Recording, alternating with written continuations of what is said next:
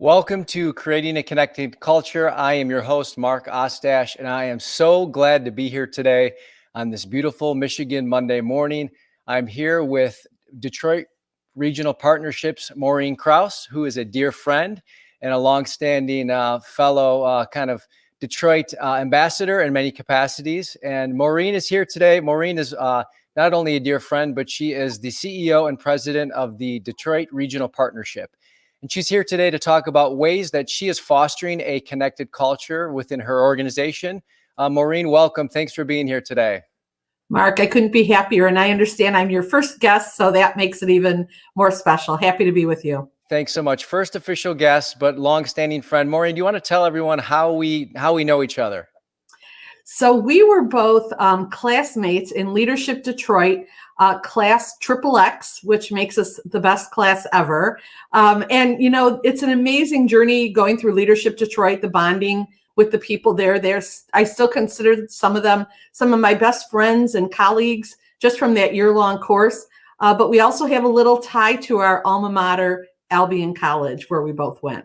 Go Albion. I see you're rocking the purple and gold today. Go Brits, yeah. Go Brits. Hey, listen, for those of you that are tuning in, whether you're having your cup of coffee or your tea and you recognize either my bald head or Maureen's beautiful glasses and her look, let us know that you're paying attention in the comments box. Also, this will give me a chance to make sure that we're actually live and that we have a couple people tuning in. So I've got my comment block over here. If you're tuning in, just drop us a quick note and let us know that you are alive and well.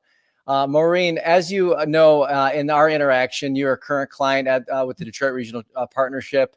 And one of the things that I like to do in this virtual kind of hybrid work world that we've been living in is I believe that there are still ways to create vulnerability with the connections that you hold online.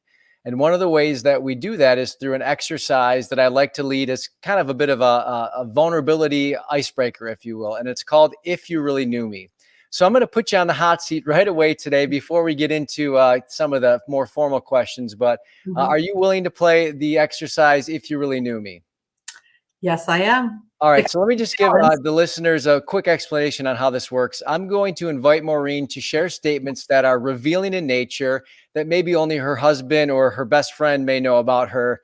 And the goal is to create intimacy in our connections or share statements that reveal into me in which you see.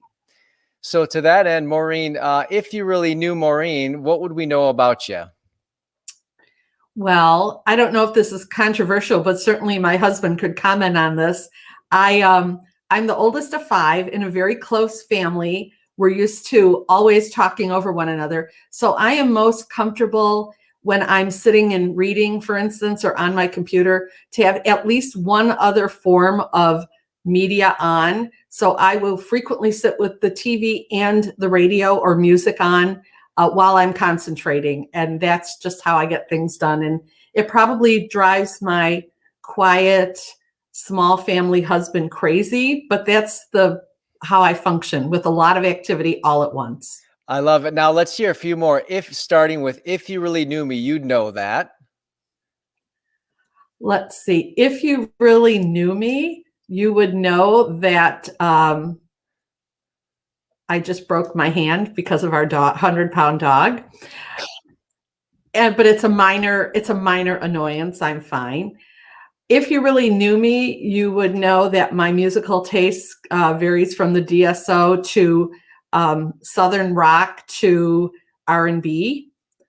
Let's see. If you really knew me, you would know that I could just live on peanut butter. I love it. I love it. A fellow peanut butter, eating with the spoon daily. I also like almond butter and other nut butters. But let's get a round of applause and some snaps for Maureen. Starting off our series today with If You Really Knew Me, a great exercise to create immediate connection both online and offline. So speaking of that, Maureen, let's hear a little bit about kind of the work that you guys are doing at DRP specific to how you're creating a connected culture within your team. Just to paint a picture, there's roughly 25 of you. Most of you are in the kind of the work world of economic development. So there's no shortage of work to be done in Detroit's economic development opportunities. and landscape. But just talk to me for a minute about kind of your team and how you all are staying connected. Absolutely. So we are a 2-year-old organization that has a very focused lane on attracting new jobs and industry to the Detroit region, which is defined by the city of Detroit and the 11 counties surrounding it. So roughly from Port Huron to Flint to Ann Arbor to the Ohio border. So once again, 2 years old, almost spent half of that time under quarantine. As the team has been built up, some people only worked together for a couple of months before we were in quarantine. I, in fact, started on July 1st, so that meant I started in quarantine. So it really, it's an interesting dichotomy with the fact that our job is to proactively go out to our customer around the world. And all of a sudden, we can't do that. So it's presented some challenges, but I hope as we've had to look at different ways of delivering our message and doing our work, some learnings that we'll take forward to just be even better than we were before.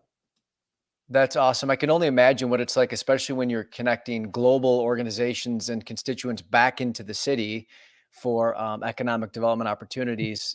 You're no longer able to, kind of court them on a travel budget, so to speak, or be with them, continuing to know their business and how they could plug into Detroit's opportunities. So yeah, that's interesting on kind of the client side. Speak to me about on the team, on the internal team side. Are you hybrid? Are you all remote? What's that look like for you all? So we're still all remote. It's interesting because when I started in July, I was wondering what was productivity like and what was culture like. Productivity has been terrific. We exceeded all of our metrics for 2020, except in-market visits, which is understandable. When you look at what has that meant for our culture, you have a new CEO starting in July. You're really still thinking this is going to be a short-term position we're in, working remotely, which we are still doing. So we've just really had to be very deliberate in communication, deliberate for me in getting to know the team. I would say 5 of them knew me well, and the rest did not know who I was.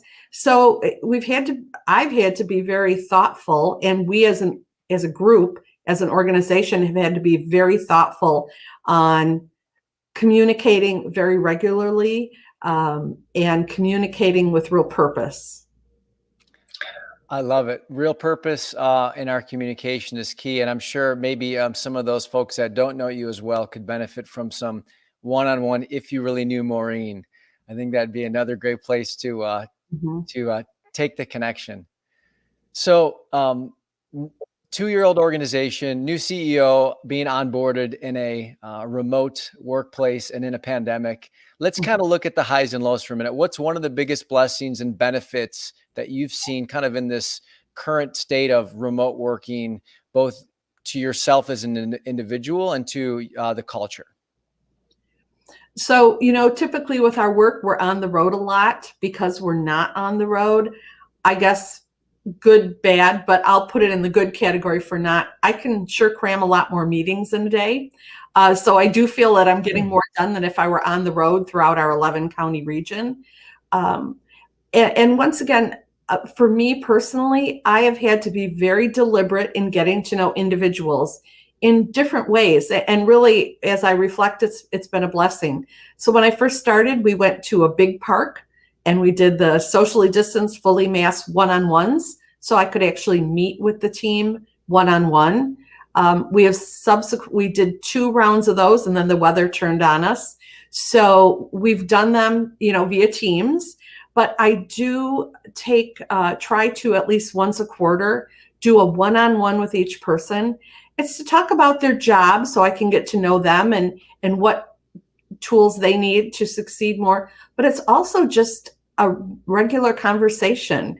What are your hobbies? What do you like to do in your free time? What is your, how are the kids doing? Tell me a little bit about your past and tell me a little bit about where you'd like to go. All the conversations we would have casually, we've had to have them in a more focused, deliberate environment. But I'm really glad I'm spending this one-on-one time with each team member. I think that's really important to get to know them. And perhaps doing it this way, I'm getting to know them a little easier than if we had just passed in the hallway. The other piece that has been really beneficial for me, not just with our team, but overall, I think this time I call it the great equalizer. So we all have kids, and we all have barking dogs, and we all have, the Amazon delivery ringing the doorbell in the middle of our meeting, but we're all equal in that. And it really shows, I've always been one to develop work relationships with personal connections. So it's allowed for more of that personal connection. I love it. And I can see that same kind of way that you operate in the physical realm virtually, and having an opportunity to, in the one-on-ones, getting a chance to connect with people on that personal side, right? You mentioned, I think our dogs were barking right when this session started. I'm sure Amazon Prime, who knows our address by heart, will be here at some point today.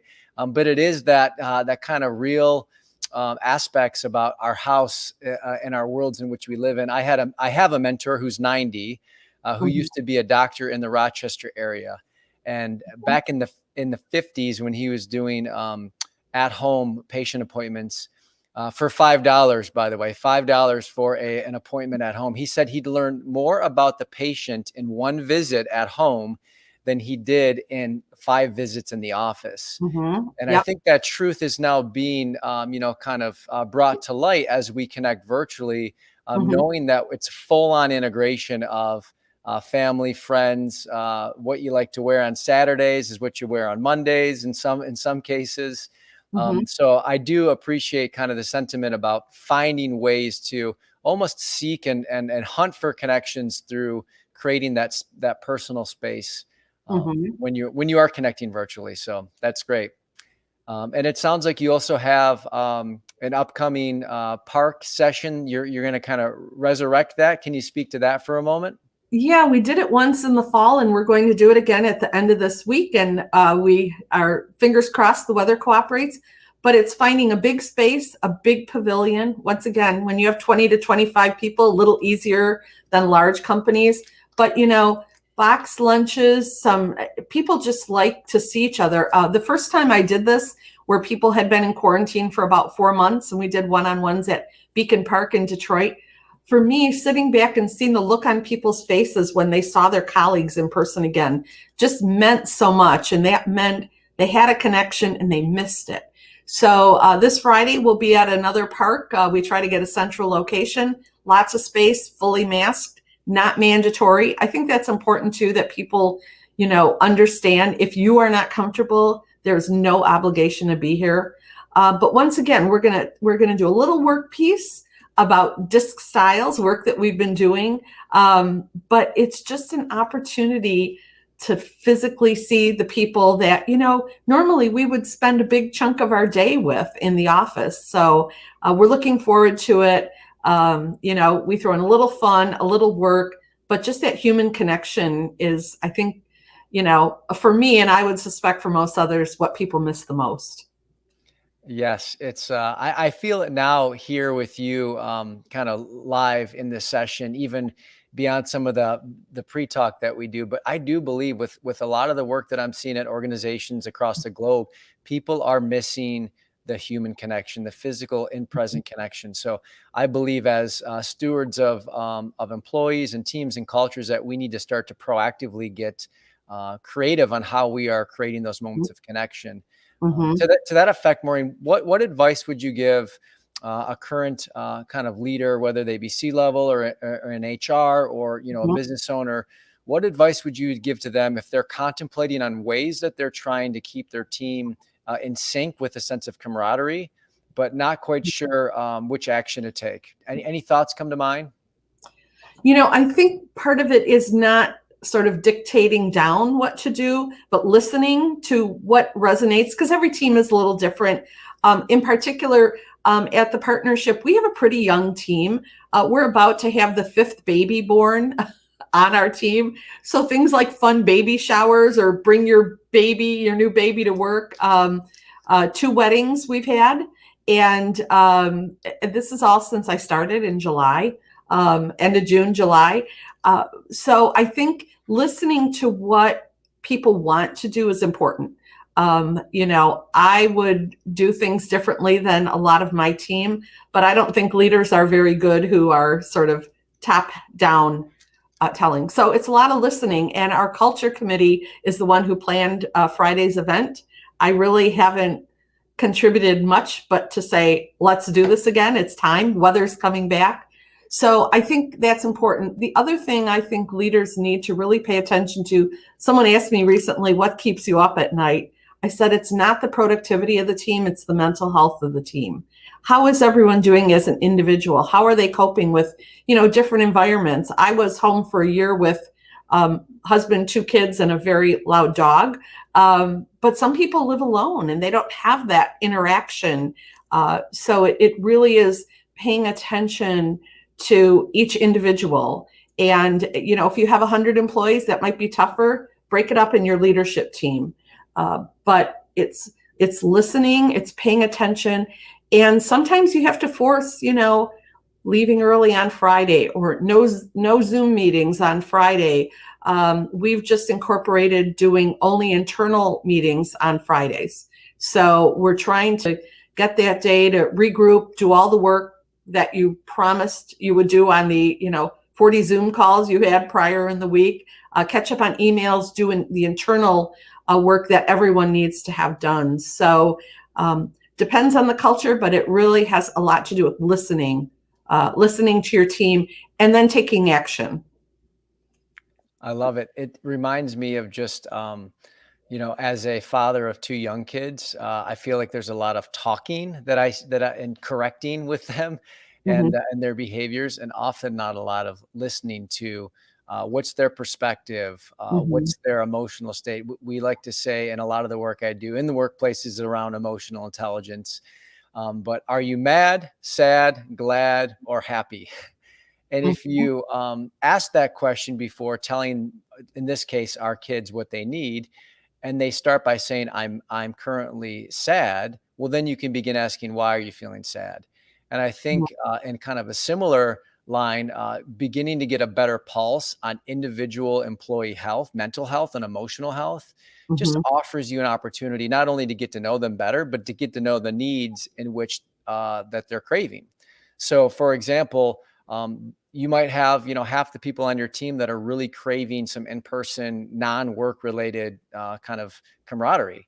So that would yield an opportunity, not just for you and Tessa, who's on your operations side, to just, imagine it. What does the team need right now? As you mentioned, ask them what it is that they need and what they're looking for, and then see if you can respond to those needs. So I know that you're already a great listener. I can feel it right now as we're discussing, but that's great advice to other leaders out there, is to don't feel like you need to bear the burden of having a perfect solution for a hybrid workforce. Begin getting inputs and then making discernments through your own kind of perspective on what's best for your team.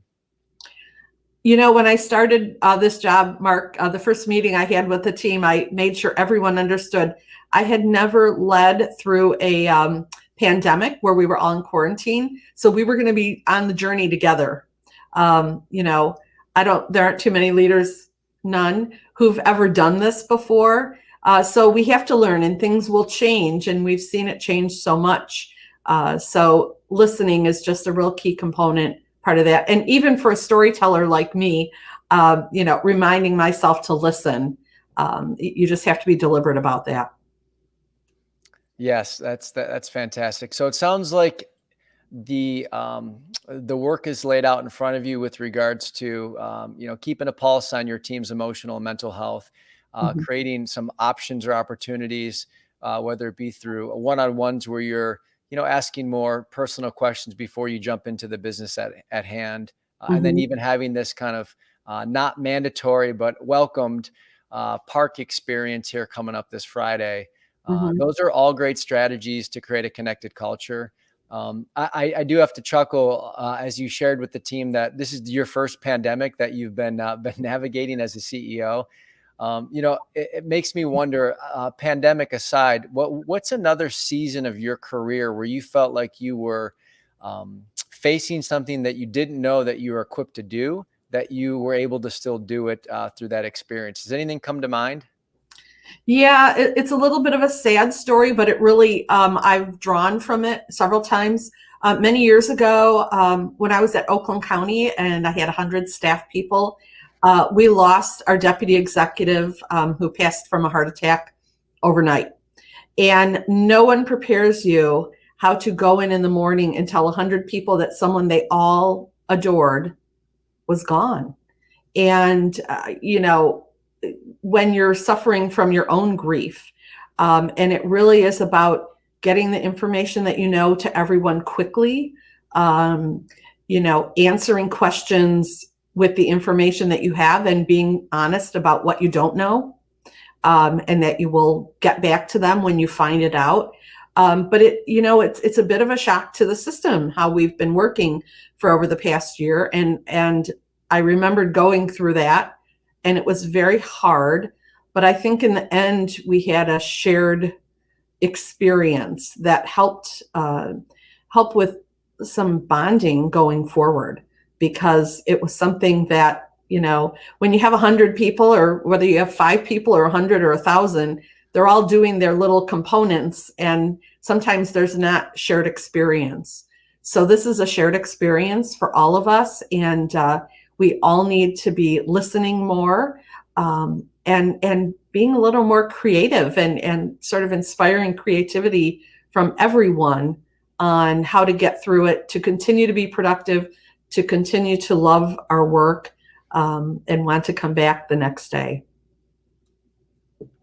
Wow, it's a perfect example that still has tribute to the current state, right? Where one could argue that as a leader or as an individual that's responsible for stewarding a team, you're leading through loss right now.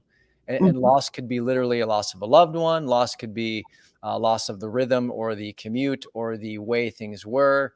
But I truly believe that we need to have a pulse on loss right now, and acknowledge kind of the ways in which our team members and colleagues are grieving. Again, literal losses of loved ones through COVID or through other diseases and unexpected deaths, and losses of expectations on how things were. I know, having both recently lost a dear friend with Irene Spanos, and I know that was very, very close to your heart. Yes. Somebody that, kind of followed your role when you left the county. And Irene was one of those people that just brought a light into every room she walked in. Every time. Every time. Yeah. When you think of Irene, what comes to mind for you? Just her positivity. If there's a glass half full person, she was a glass 100% full. And, you learn about other parts of people's lives, sometimes only when there's a tragedy associated with it. But it really is to, and you've heard this in many different ways, but treat everyone with kindness, because you just don't know what's in their life. And she just exemplified that. And I always try to lead with that in every interaction, whether it's the, clerk at the store who just got hammered by a customer, or it's one of your colleagues, or, one of your bosses or board members. Just treat everyone with kindness. And I believe that leads to better productivity in general. Yeah, kindness and compassion seem to be two universal core values right now that every organization needs to embrace in some form or fashion. Just thinking about, when you and I had been connecting on a Zoom session or Microsoft Teams, and you had shared with me that Irene was sick. I recall, because we were doing some work together, there was a large kind of all team meeting that I was going to be leading through some training. And I asked you point blank, like, are you okay to be on this? Do you want to, bow out, like giving you the option, not to be there? Speaking to the importance of like catching your colleagues in real time with their emotional needs, and then giving them the option, not saying, okay, you should take a mental health day off, or, Right. get out of here. Like, what do you want to do? And I remember asking you that. Do you remember how you responded? Well, I wanted to stick around because I thrive on other people, but I wanted to just be quiet, right? And just be with people, but not have to be the focus of talking. Yeah. And I think you did just that. You were kind of a fly in the wall, as your team was going through our disc overview results and how they work together. And I remember thinking in the back of my head, boy, that the energy from the team was a little bit quiet in general. And then connecting with you offline, knowing that others had learned of the information of Irene's illness, and I think it was just more of a sombering moment, which I think speaks to, even with a small team of 25, when you have information, whether it be things you want to celebrate, that you publicly want to kind of acknowledge to the group, or moments of what we like to call the lower third emotions, sadness, fear, and anger, those things that kind of have a lower vibration that can kind of literally keep you down or depressed. Sometimes we need to celebrate those too. It doesn't need to be celebrating them as they are joyful occasions, but celebrate them in the sense that they need to be acknowledged. So that way people aren't just repressing those things throughout the day and going on from, 12 different video meetings, and then, working their way into exhaustion before the end of the week. So it's important to share the moments of celebration, but also to share, the joint sadness or the joint anger or frustration. I just think better to share that than to bottle it up inside. Well, we subscribe not only to the same alumni newsletter at the Yo Triumphi Go Brits Albion College, but also the same mentality of encouraging people to feel their feelings all the way through, is the way that I'll summarize it. As we wrap up our time together, Maureen, any other things that are on your mind or perspectives that you feel are worth just kind of sharing based on our conversation today around creating a connected culture at the Detroit Regional Partnership? So, I talked a little bit about this, or I alluded to it. What are we learning from this time that we can take going forward? I think it's important because we all want to be thinking ahead, that soon we will be back into some hybrid of being together. It will be different, I believe. I mean, a lot of our work involves travel, and that is still not necessarily happening right away. But what did we learn about communicating? What did we learn about listening? What did we learn about each other that we can just do better going forward? So, the great equalizer part, when, our dogs are barking at each other on a call, which always cracks me up that they hear each other on the call. Having a kid interrupt, and my kids are older, but my kids interrupt as much as 2-year-olds. So that happens. I think we need to be looking ahead at how can we do things in a more thoughtful, meaningful way, and still be impactful. And I do think about that a lot. How can we take these learnings to do better in the future? I love it. You heard it from Maureen Krauss here on the first edition of Creating a Connected Culture. Just making sure that you acknowledge, just to kind of recap some of the things that you said today. Make sure you listen. Make sure you invite emotions into the workplace. Make sure you acknowledge what I'd call not necessarily your shortcomings, but hey, if this is your first pandemic that you're leading, acknowledge that. Don't hide behind the veil that you need to have it all together when probably you don't. And I think that's just as important to offer to your employees than it is, the vision and the quarterly forecast for the future looking forward. Yeah. Maureen, this has been great. We did have some comments come in. One of the questions was, in this kind of space of working 24/7, how do you find yourself just encouraging, in this case, your employees or yourself to kind of shut off when you know that darn little phone is just right in front of you? It's so hard. I did turn mine over during this call, so I didn't even look at when it was like flashing. We really have to learn how to be good about separating from work. And it's hard when work might be at your kitchen table. Not everyone has a separate office space that they can shut the door and move aside. So it's just reminding people that, go for a walk, take the vacation day. We have way too many, banked vacation days that just take it and turn everything off. Once again, that's a reminder. I reminded the team this morning, we're almost at May. Take time for yourself. And lead by example. I might not always be perfect on that, right? But I do try to shut down from Friday at about 6 o'clock on and not, go back to looking until Sunday evening to get prepared for the week ahead. I love it. Maureen, thank you so much for being on the show today. Maureen Krauss, CEO and president of the Detroit Regional Partnership and a dear friend of mine. Let's get some snaps for those that are listening in the comments or in their home office. Thanks for joining me on this Monday morning. It's been great to have you on here. And I'm Mark Ostach, author of Courage to Connect. Would love for you to pick up a copy on Amazon. And I'm focused on helping employees and employers create a connected culture in our hybrid workspaces. So thank you so much for tuning in today. We'll be on again soon with some other Metro Detroit leaders and some global folks in HR and future sessions. But thank you so much. Really appreciate everyone's time today. Thanks for listening in, and we'll catch you on the